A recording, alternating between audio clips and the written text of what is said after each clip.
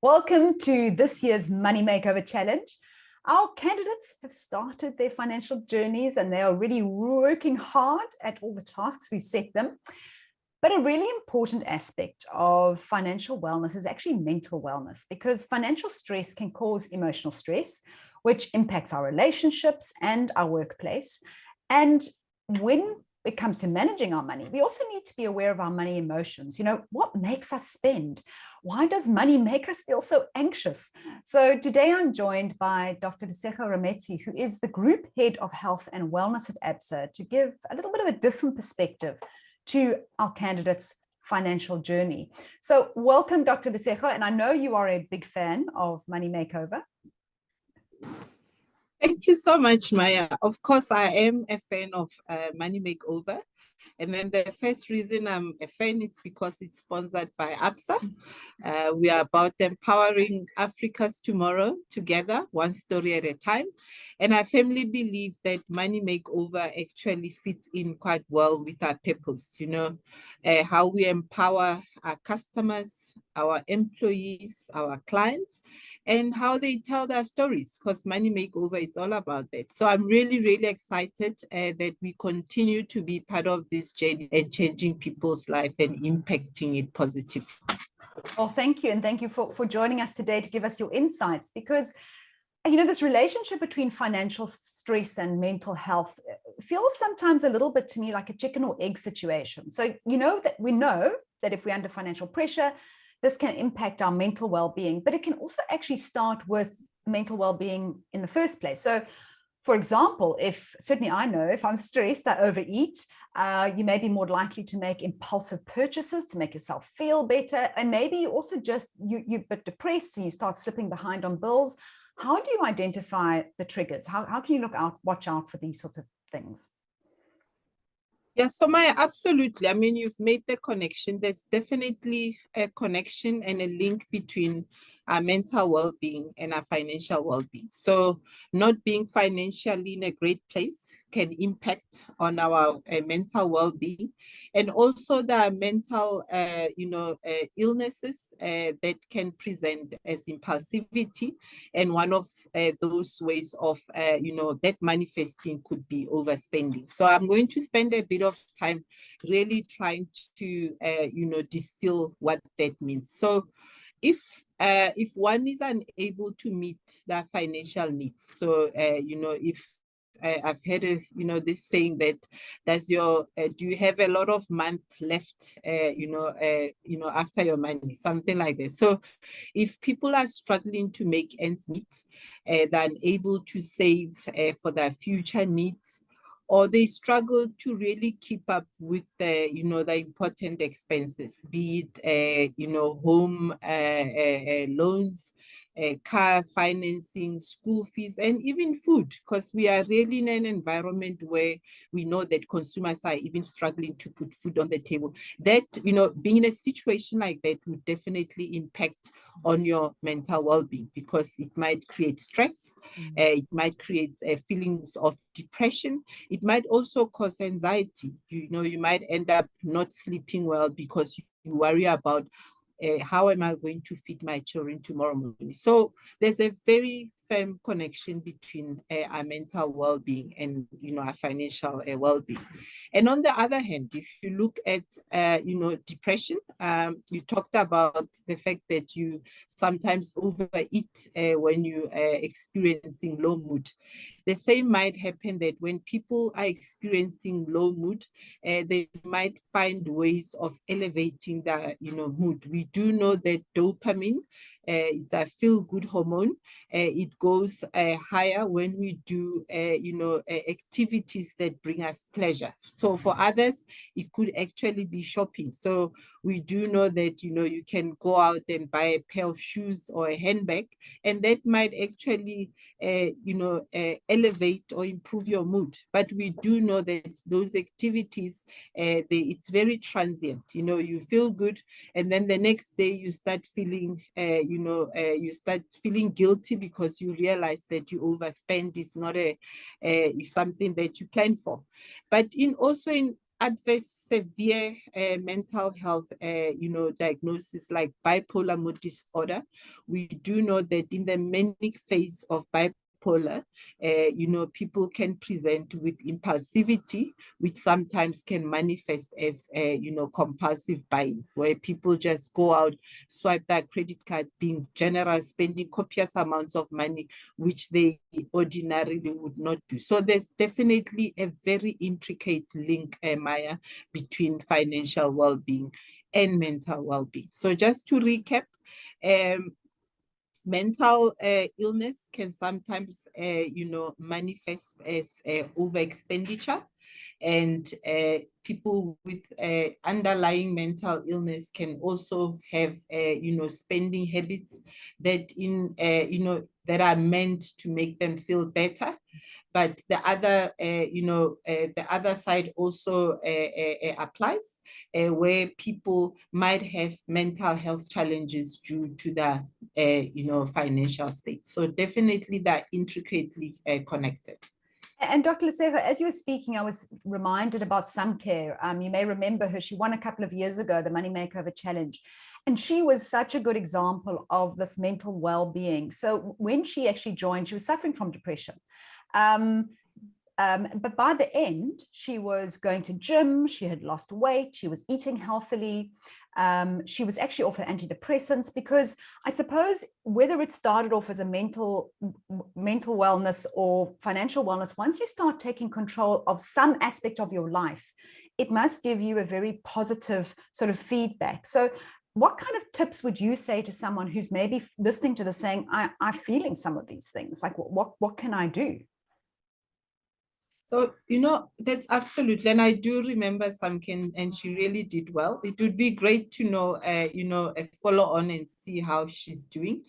I think it's important, Maya, that firstly, people should not self-diagnose. I know it's very easy to go into Google and type in your symptoms, and Google spews out the diagnosis. So a clinical diagnosis of depression, anxiety, bipolar mood disorder, or any psychiatric diagnosis requires a clinical assessment by a qualified medical professional. So that's important. I would really implore everyone that's listening, to this webinar that, seek medical assistance. Mm-hmm. So if you are suffering with, symptoms that point towards, a medical or a mental health condition, rather seek help. So that's the first thing.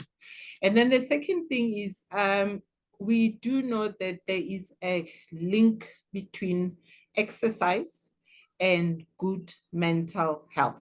So, and I mean, a lot of people, and I mean, even now we know psychiatrists now, as part of management of, depression and anxiety, one of the things that they are now prescribing over and above psychotherapy and medication is exercise. So exercise, when we exercise, our bodies produce the feel-good hormones. We talked about dopamine, we talked about serotonin. So when we exercise, our body's ability to produce these feel-good hormones is optimized. So that's why a lot of people would say that, after doing my 1 hour at the gym, I feel energized, I feel good, and it elevates my mood. So exercise is a very important thing, when we, to help us manage stress and also to build our resilience. Because one of the things we know now, Maya, is mental ill health is our next pandemic. We've just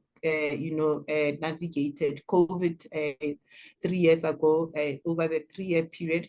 But we know that post-COVID, the World Health Organization estimates that 2 in 3 adults will have a mental health condition in their lifetime. And pre-COVID, this number was 1 in 4. So we really, need to think about how we capacitate ourselves, or how we raise awareness around mental health challenges. So exercise is important. Secondly, a healthy diet. So I'm not, an advocate of, cutting certain food, groups in our diet. I believe that, a balanced nutrition is the way to go. More and more we're seeing that, plant-based proteins, increasing our intake of plant-based proteins also adds to healthier nutrition, and that also helps with mental health. And we talked about how our mental health is linked to our financial well-being, but more so our mental health is actually linked to our physical well-being. So you cannot have mental health without physical well-being, and the other side of the coin also applies. So healthy nutrition is quite important. Sleep is very important. I think we're starting to see that, adults who do not get 6 to 8 hours of sleep, consistently are at the risk of high stress levels, burnout, anxiety, and depression. So sleep is very important. And the fourth thing that most of us, might not, engage in, it's mindfulness, simple habits that really help us manage stress as it happens. So breathing exercises, stretches, having a gratitude journal, finding ways of coping, with stress. Because what we know is that we are not in control of our external environment. Change is a given. But what we have control of is how we react to that external environment as it changes. And our ability to do so really sits in how we manage our emotions. Because if we manage our emotions, if we manage how we react to that, if you're feeling depressed, you don't have to go shopping. You can go for a walk.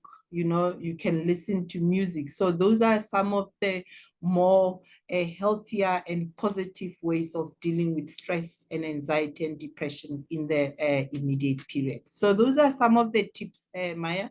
You do not have to break a bank balance and join the gym. All you need, most of us can do with an hour of walking, every day. That's adequate exercise.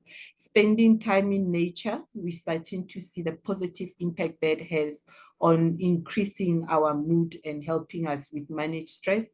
And play. For those that have children, running around with the kids outside for 30 minutes, that also will leave you out of breath, and really that's adequate exercise that adults need.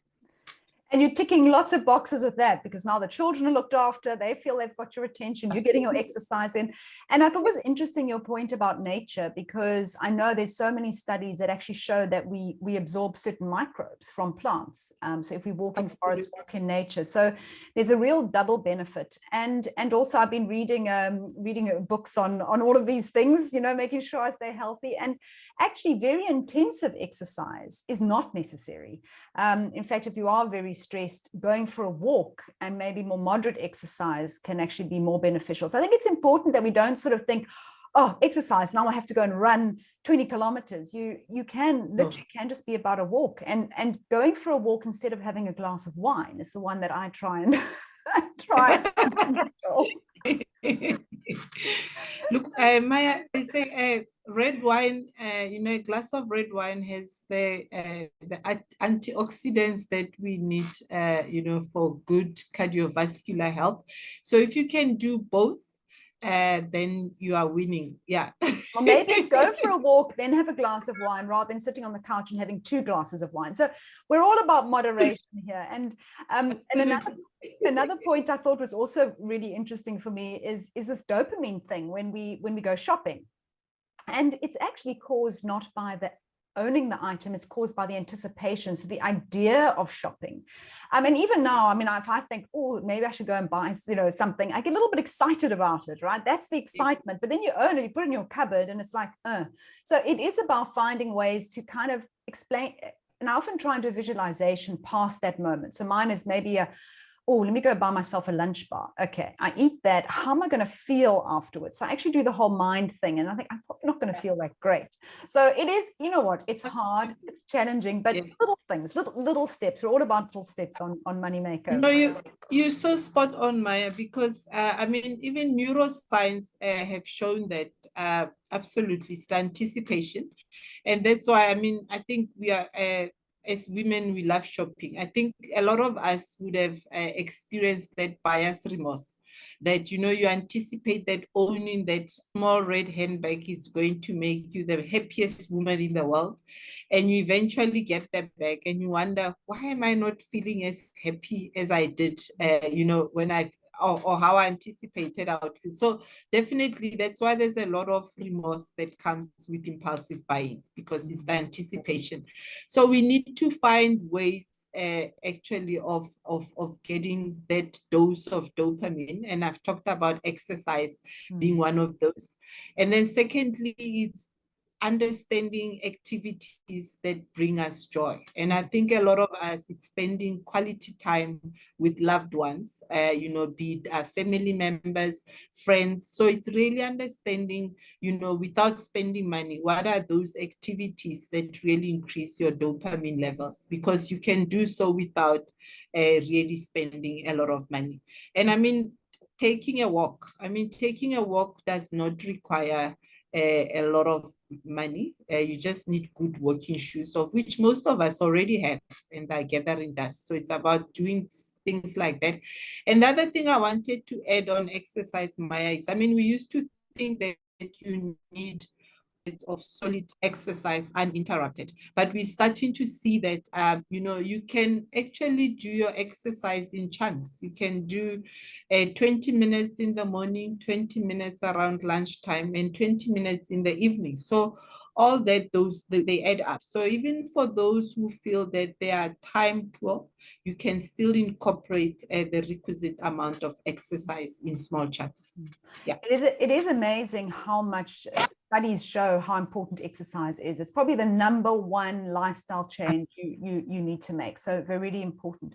But I want to come back to just to end off around the importance of an accountability partner. You know, obviously within Money Makeover, one of the reasons I believe that our contestants are always so successful and actually remain very successful after the challenge is because they had an accountability partner, not only in their financial advisor, but in the entire South African public who are following and watching them. So is just from a psychological point of view, whether it is about going, exercising, you know, not spending, whatever it is, how important is it?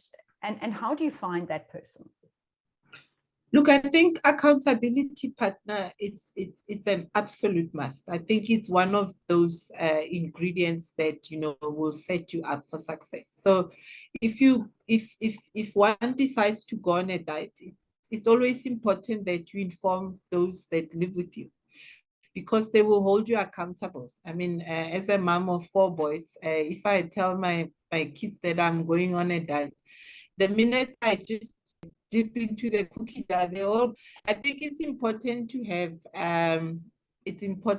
have an accountability partner, because it keeps you honest. And I think human beings, by our very nature, we want to succeed. We do not want to let others down. We might let ourselves down, but I think the idea of letting others down really keeps us accountable. So I think it's important to have an accountability partner who will walk the journey with you, you know, to feel you are not alone. And I think it creates that support structure, the support network that, you know, will be there to allow you to succeed. And it must be somebody that firstly you are close with, you know, you engage with quite frequently. You cannot have an accountability partner that you see once a month, you know. So it must be somebody that you are in regular contact with. And secondly, it's somebody whose feedback you would take on board, you know. So there must be a mutually respectful relationship where when they give feedback, you'll take it on board. But studies have shown over and over again, Maya, that people who, you know, do well with their exercise programs, be it you are training for a marathon or a big race, people that do well are those that have partners that check in on them and say, okay, let's do this. And then secondly, with the increase in wearables, in technology, you see that people that engage in group training where you look at other people's daily exercise and activities, those people are more motivated and are more likely actually to continue with their routine than those that go solo. So definitely there's science behind this, and I would really encourage everyone who's listening out there that if you want to go either on a mental wellness program or a physical wellness program or a financial wellness program where you want to save money, get an accountability partner and be open with them and honest with where you are, what your goals are, and the role that you want them to play on your journey. And I really believe that it's one of those factors that will increase, your opportunities of success, whatever the journey you are on. And I was thinking about a financial accountability partner. If you don't have a financial advisor, is actually make sure you choose that friend of yours who's good with money, because you always absolutely. If you've got friends who just go off and spend and those are probably, they're nice to see, but they're not the right accountability partner. You're going to find that one friend. You say, you know what, you're really good with your money. I want to, and be open about it. I think that's one of the benefits of Money Makeover. People that are our candidates have to tell all their friends and family because they're in the media, and they're encouraged to continue the path. They're saying, I want to get financially well, and that's what I'm doing, and people are always there to support you and back you. So I think that's really important. So get your accountability partner, look after your mental health and your mental wealth, and yeah, it's really, really important. And I think, just to sum up, mental health, financial well-being, they go hand in hand, and neglecting one is going to impact on the other. So whether you're struggling with financial stress or you're looking to improve your mental health, take the time, invest in both, and prioritize your well-being.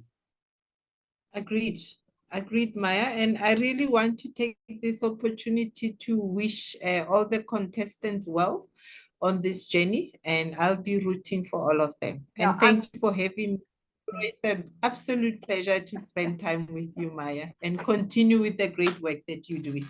Absolutely. We've got an awesome group already, the amazing changes that we're starting to share that they're really going through. So yes, Dr. Lesego, and thank you to ABSA for continuing to support Money Makeover. Awesome. Thank you.